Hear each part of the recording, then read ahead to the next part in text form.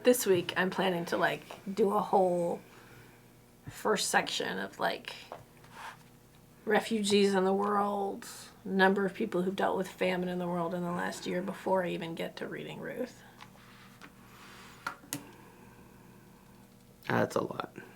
It is a lot, but that's the point of the summer. Like, what do we do when times are hard?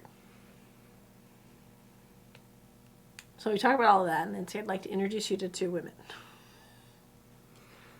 And we talk about that. Ruth and Naomi. Yep. Right? Mm-hmm. I don't know why I always doubt Naomi. Because you can't spell it. N-A-O-M-I? There's so many vowels. I don't know. I think I can spell that one. I could not spell endeavor. Also, a lot of vowels. This is what I am learning, trying to help my children deal with letters and words, is that the vowels are crazy. Like, what was Riley trying to spell the other day? And he's like, what's this ooh sound? And I was like, what's the word? And he told me the word, and I was like, well, that's an O. Don't know why that's the vowel sound for O, but it is. Because sometimes it is. Well, you get into, like, the music store in town. Lousers? You mean the one that I called Losers for the first, 6 years?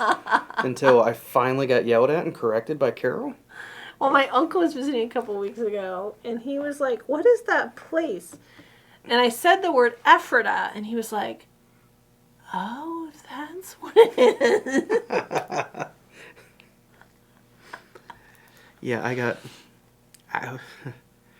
growing up in Western PA, Melinda growing up in Lancaster, I always get corrected on that one. It's Lancaster.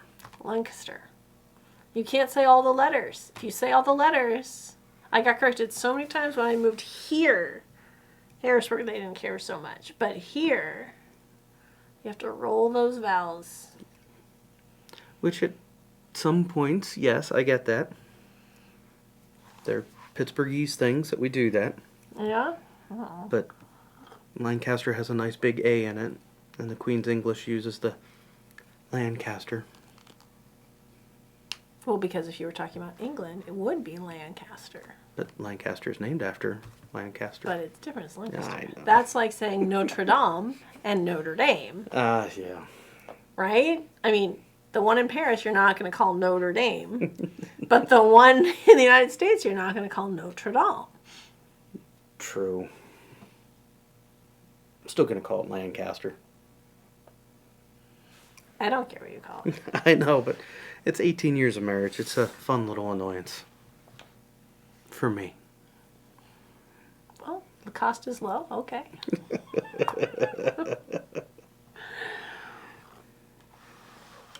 Oh. Philippians. Philippians. I have a bet, kind of, on how far we're going to get today. Oh, well, I only read so far, so I have an exact amount I think we're getting to today. Okay. I read the full section. I think I know where you ended at. I don't know if we're going to get that far. Okay. Well, where we're starting is very important. Yes. We're starting in chapter 2. Verse 19. 19. I was pretty sure that was at 19, but I don't have reading glasses on. I was like, is that 18 or 19? Although I like 18. Likewise, you should also be glad and rejoice with me. And we ended well there last time. Would it help if I read? Apparently. Usually we do this in the morning, and I'm much better at the smaller print in the morning. So how far are you going to read? Well, I can read the whole section, and we'll just see how far we get. Okay. So 2:19 to 30. I hope in the Lord Jesus to send Timothy to you soon, so that I too may be cheered by news of you. For I have no one like him, who will be genuinely concerned for your welfare. For they all seek their own interest, not those of Jesus Christ. But you know Timothy's proven worth. How as a son with a father he has served with me in the gospel. I hope, therefore, to send him just as soon as I see how it will go with me. And I trust in the Lord that shortly I myself will come also. I have thought it necessary to send you Epaphroditus, my brother and fellow worker and fellow soldier, and your messenger and minister to my need. For he has been longing for you all, and has been distressed because you heard that he was ill.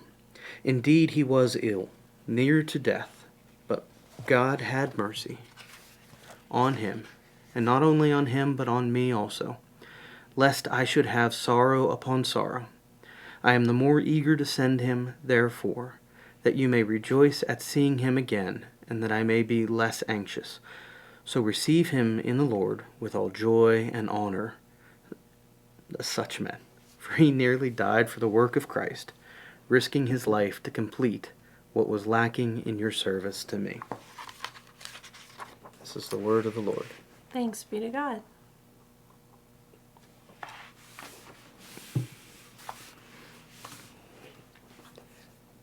So Timothy. Paul's traveling companions. Now, how'd you say that? Epaphroditus? Epaphroditus? Okay. How would you say it? Okay.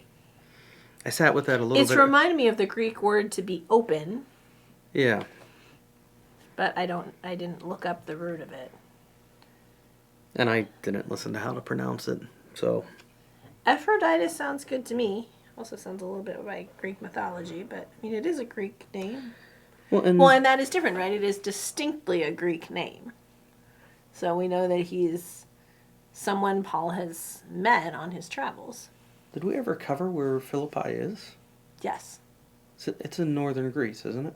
sort of. Yeah, okay.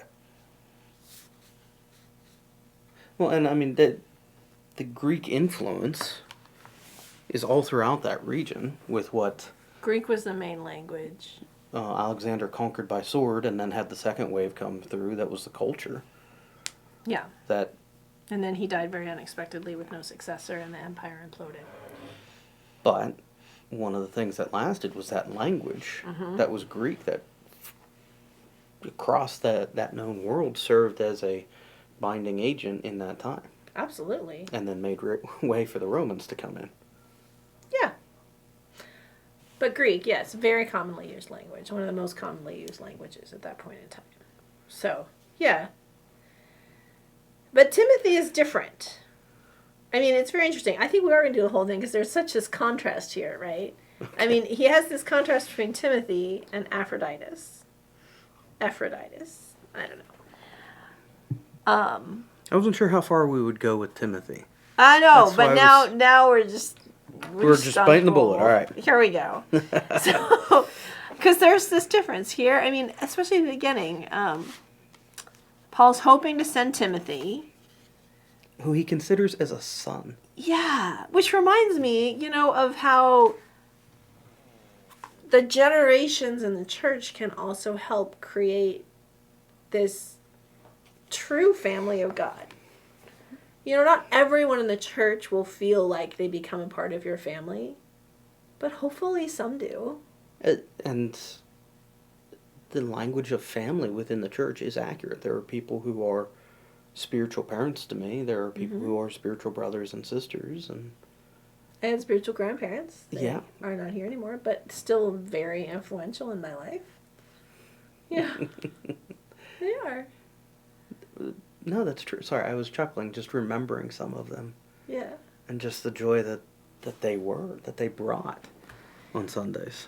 And this also reminds me of this, and it seems like there's this clear sharing because there isn't anyone like Timothy. And he will be generally concerned for them. And there's this sense of there will be this connection. And it was reminding me how much a personal connection is really important. Mm. And it's interesting because when I graduated from seminary, social media was just starting. Right? And so it was like, what will that look like? Will we stay more connected? I think yes and no. But the difference is Like, what you see on Facebook rarely tells you how someone is. Right. It's always surface level. Even if it's not, it doesn't really tell you how they are. So, when I went to the union a couple weeks ago, there weren't a ton of people there from my class, actually. But even the ones that were there, if you shared about someone else you were in touch with, even that connection, that sort of stepstone, was a better understanding of how they were doing than reading articles they wrote or, seeing all the posts they put on Facebook or, just having someone else who had seen them. Like, how are they really doing? And that's something that has to be, like, in person, almost. And there's a great value to that moment of shared life. Yes. But even more so when you consider it in someone who is... herald is the word I want to use, but that's not, like, the best way to phrase who Timothy is. Like a messenger? Like an ambassador? Like a... emissary? I don't know how many words you want to come up with here. But along those lines, for what Timothy is doing, he is coming, bringing the work that Paul has been doing. He's like a son. And the ministry that Paul has been doing. Yeah. And is that first representative of even Paul's hope of getting there to Philippi. Yeah. It's like sending your son. Well, and Paul hints at that. That this is his I'm ready spiritual to child. send my son anywhere. But he's a little young.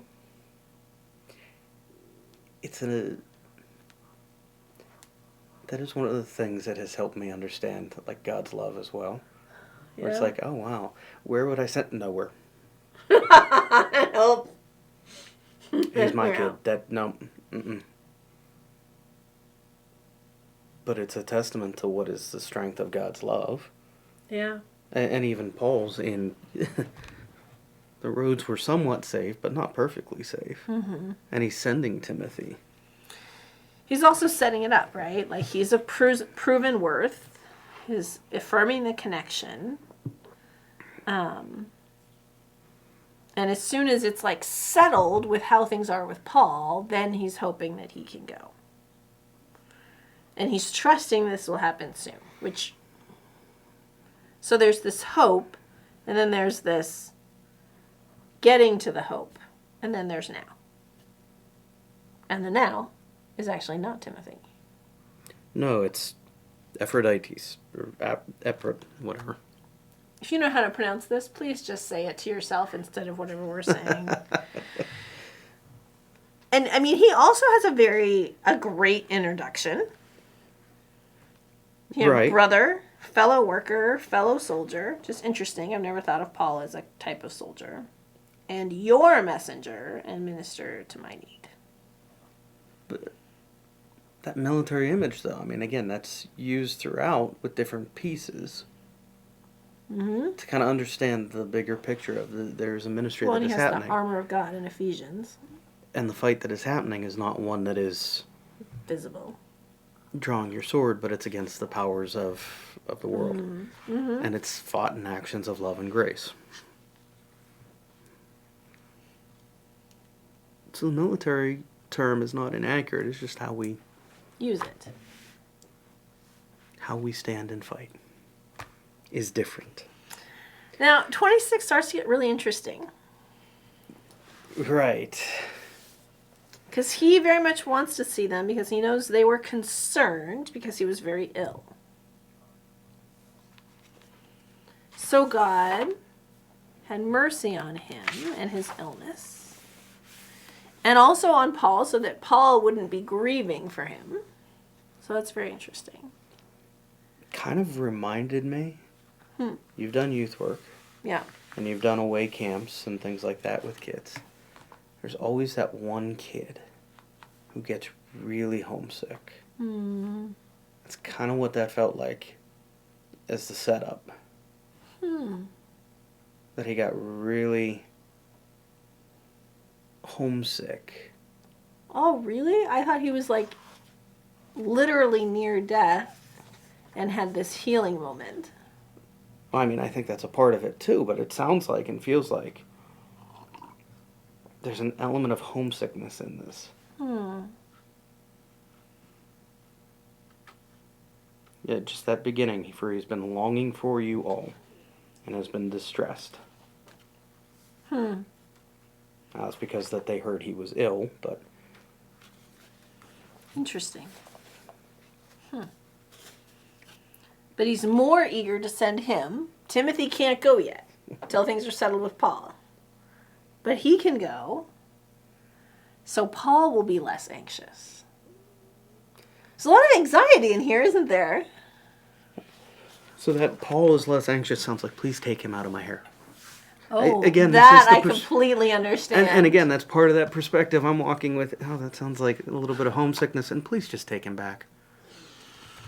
He's missing everything, just take him back. That might be, again, perspective. You might be reading into it a little bit more than one might. Yeah, probably. Do you have to away camp plan this year? We've. Oh, sort of, yeah. It's not a couple of days. Camp. We're living at a college for... Oh, which college? Messiah. Oh, it's a good central point. Yeah. That's what we finally settled. Sorry, I missed that part. We are settled there for a week. Really get great tubing on the Yellow Breeches Creek that starts right there. You just literally, we went tubing with Camp Hill. I'm sorry, this is a huge aside. We went tubing at Camp Hill. We went right there at Messiah, walked into the Yellow Breeches, and someone else picked us up wherever they picked us up. That might not be a bad idea because we're down a thing. Tubing. Yeah.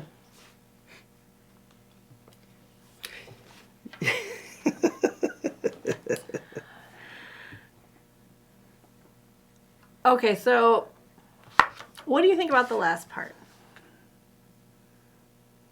To want to receive him in joy and honor.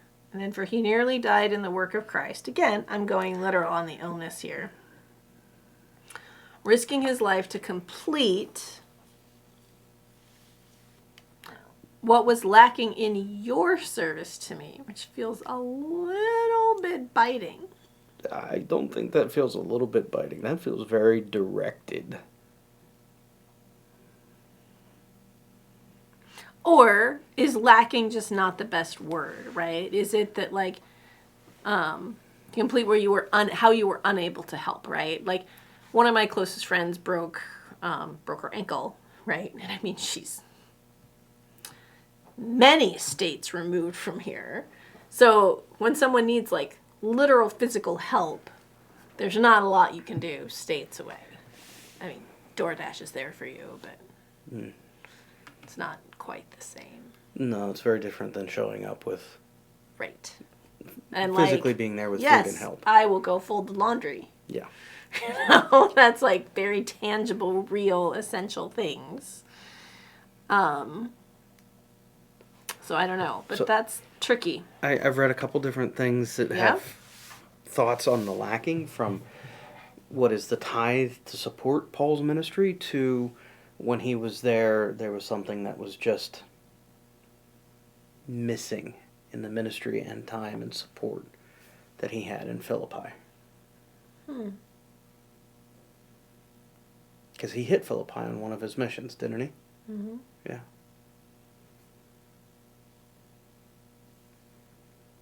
Those are the... I just wonder if it's something they like know that they weren't able to do, right? I mean, not every congregation does all things, right? Right.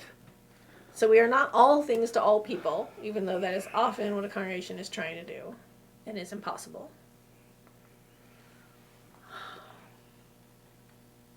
So it's something they know, or is he like hinting, except very loudly, that there's something else? But you'd think if there was something else he needed, it would be very clear. But I mean, it comes down to, okay, you have Epaphroditus, who, what did Just call him Ephra. Ephra. You know, that's a good idea. What did Ephra Because he's there. He's with Paul. He's from Philippi. He is? That's what I gather. For he's been longing for you all since he's been distressed, because you heard that he was ill. So receive him and... Oh, I might have missed that. I was took that as he was from Philippi when I read this. Well, because if he was from Philippi, wouldn't he be the one who was fulfilling for them whatever service this is that Paul needs in his ambiguous writing? Well, but again, that could have been the news that he might have carried out from what the ministry has been in Philippi, the purse he carried out to support Paul's ministry, or just... Let's just put it this way. Whatever it was, Ephra filled the gap Right. of what was needed. Right. And now he's being sent back to alleviate anxieties, those in Philippi and maybe Paul's as well. For whatever reason, those anxieties exist. How's that? That works, but you're right, it feels a little biting there at the end. Yeah, and I mean it's a little unclear what all these situations are, right? I mean, this is clearly a very personal part of the letter. It's about people, and it's about visits to people, and those things are hard, I think, generations and generations and centuries later, to figure out like what those mean. But yet those are the most meaningful things, those personal connections.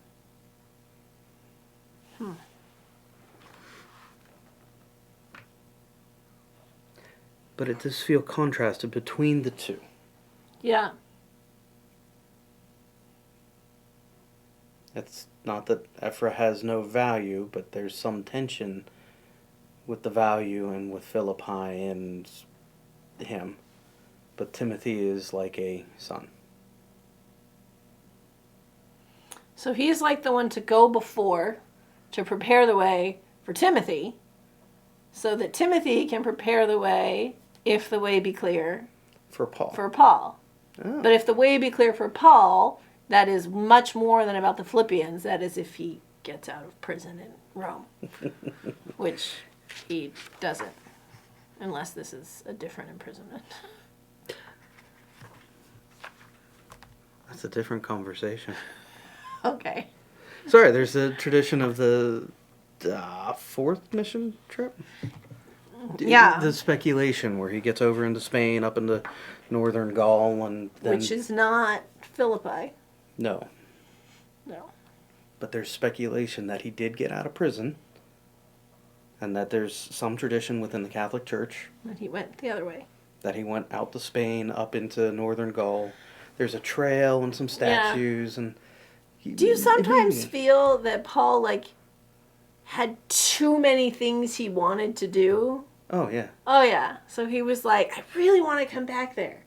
Really got to go here first, and then here, and then here, right? He's that person that, I don't know if you've ever had this, who you go on vacation with, mom and dad, and they're like, ooh, look, we're going to do, and is there a nap scheduled in any of this?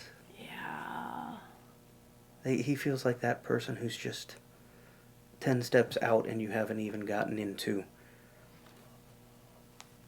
Disney World yet. Yeah. See, and some people love that. They love all the possibilities, right? But I'm like, no, this is stressing me out. Because now I feel like to make people happy, we have to get all of these things done, and that's not enough time to do them and enjoy them.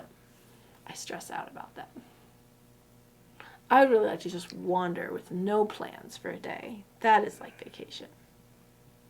There's a level of stress that comes with that too, but... Depends on the city. Yeah. Or the place. But yes, Paul feels like someone who is constantly building out. Yeah. Where, what, how he wants to. And so it's like, the intention is there, like he would like to, but he would like to is not a plan. Mm-hmm. Right? And the plan might change with the next letter he writes. Do you ever do the Myers-Briggs? Yeah, you had me do that a couple years back. Oh, did I? Yeah. Yeah. The last one is about like how you structure things. Like there's like judging, like clarity, you have things that align, and then there's perceiving, which is just very ambiguously out there. ENTJ sticks in my head. Okay.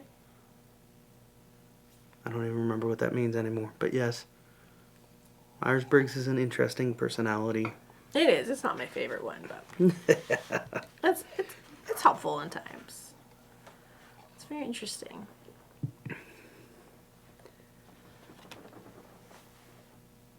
Have you ever had someone that you have discipled up and sent kind of with a charge in the ministry? You talked a little bit about that last week or last time. Who did I talk about? The young lady who went to Princeton Mm. after Camp Hill Mm-hmm. and explored a chapter of ministry. Yeah. So you've had that. Yes, in so different ways. Yes. I convinced 3 people to go to Princeton. Neither you nor Rebecca took me up on that. So you did not do that. And there's lots of great seminaries. I mean, there's other ones too. But Princeton offered a unique challenge with I had been here for a year and I would have oh to yeah, quit. I know. They didn't do anything online. Yeah. They're just starting to figure that out. But yeah, no, you had to go be there in person. It's a whole different thing. And it didn't make sense for Rebecca either. But yeah, I mean that, and I don't think of it, I don't know. I guess I've never thought about it as like discipling someone, but more like I was one of the people along the road who offered more like a guide. Like, Well, and maybe this would work. Or what information do you need? and there are those times of transition. I mean, Yeah.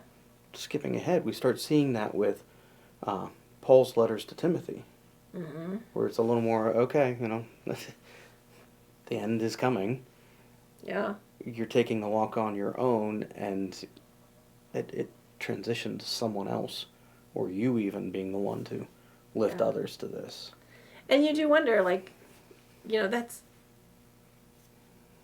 Think of how hard a transition for a pastor is in a congregation.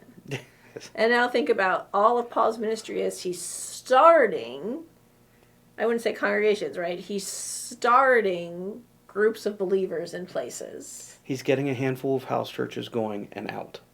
Right. Yeah. And he always thinks he's going to get back to help them take another step, but he doesn't. But others do, or they find ways to connect to one another. I mean, really, this passage is reminding me so much of how, without intending it, through relationships, Paul built bridges and relationships that created this network of connection. And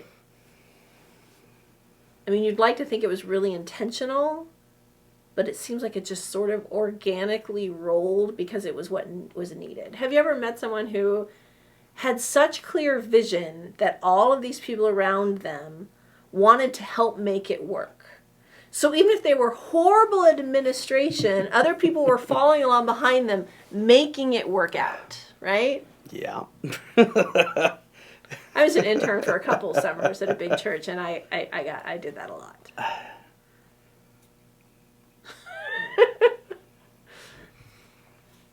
Maybe that is why administration has always been something like, nope, it really matters. It does. There's a beauty to that personality. Yes. Because they are a driving force. And it helps inspires others because they can see, this, and they clearly, that person is never upset about their weaknesses. It's just a reality. Oh, I've never experienced that. Oh, you haven't? No, I have. because I've always been around them for too long, and it's, okay, now it's gone bad. We're a cult of personality. Oh, no. The ones I've known have been very clear on, I'm just not really very good at this. Yeah, I've never had that experience. No? No, I've been around It's really helpful to be clear on what your weaknesses are and being willing to let other people step in. That sounds like that would be a wonderful experience. Yeah. I guess this is just my image of Paul at the minute, like trying to be like, okay. But it's fair. I mean, Paul acknowledges at different points that there are areas that he is weak, that he has Right. others who are supporting him, Yeah. or that there's a thorn that we have no idea, but it's in his side, and there are Yeah. others who help carry him through. Well, more, I think if I was in Philippi, the more we read this letter, he says over and over again he's longing to visit and hoping to visit. So I would feel like that. I would expect that, right? But from what I know about Paul's journeys, I'm pretty sure it didn't happen. So I'm wrestling with this here. The setting up the expectation and the lack of follow-through, except it's not a lack of follow-through, although he's talking about a lack here. It just ends up in a different way. It does, and they would be following what his journey is. They would be following through the other letters. They'd be following through what news they get of people traveling to Rome and from Rome. And so I don't think there's a level of disappointment like the plane tickets were bought and it was happening. Right. It's at least prefaced of if these things work out. Right. If the way be clear. All of these things. And Paul has shown he's enough of a squirrel that it's, mission field. Yeah. And he's off. I guess this is really reminding me, though, how important personal connection is. I mean, even though we don't know them well, recently the same group, or some of them were the same, that came last year and worked on a habitat project and stayed here, came back. And it was really great to see them, even if we didn't have very much time. But it still feels like it's building some kind of connection. And then, essentially we now have a missionary in Virginia, right? And she was installed yesterday, and some people went. The number of people who keep popping up down there. I know, right? And there's other people that have already visited. So that is important. It is. And there is a beauty to seeing what is that connection. Yeah. And how that will be maintained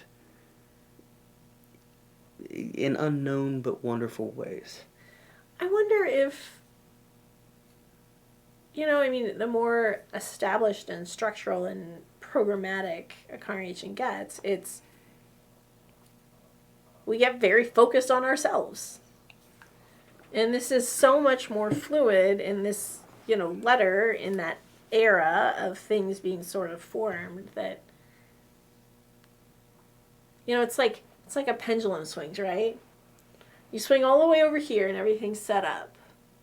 But when it's not set up, maybe you reach out more and connect more about different things. But you want it to be set up. I don't know. I think we need it all.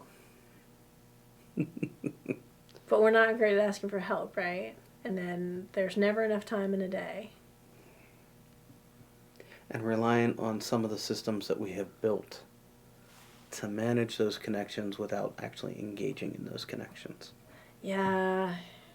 Sorry, that's why I'm over here chuckling, because it's, we've built some of those systems as a, big church, not just us singularly.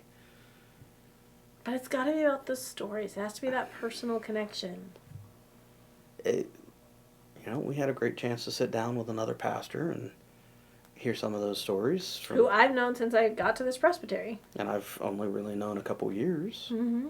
But what is that connection? What is that time that was 2 hours past? And it was, 2 hours passed. How did that happen? Yeah.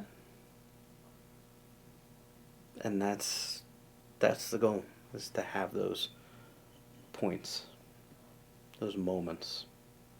So I wonder if reading this section of Philippians, we need to sort of, with an open heart, prayerfully ask, who do I need to call? Or write a letter to? Or just reconnect with? I recently heard of someone who did a sabbatical that was just about reconnecting with old friends. Because, pastors pretty much work on the weekends, so it's not like going on a weekend, connecting with someone on a weekend works well. That idea of reconnecting and finding the joy in those moments. It brings life. It does. It's even a reminder of how we grow. Mm-hmm. So, yeah.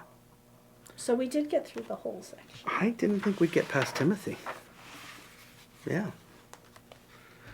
And we had finished chapter 2. We have. Chapter 3 is going to be a big chunk. I know, I almost feel we should go back and read all of chapter 1 and 2. Because, like, we've done it, so I don't feel like I remember as well the things at the beginning. Like, what's the whole flow of this letter? Yeah. It's the halfway point. It may not hurt. We'll explore what that looks like. Soon. It's a beautiful week. May it be a good week to reconnect with someone and seek joy in how God connects us one to another. Amen. Amen.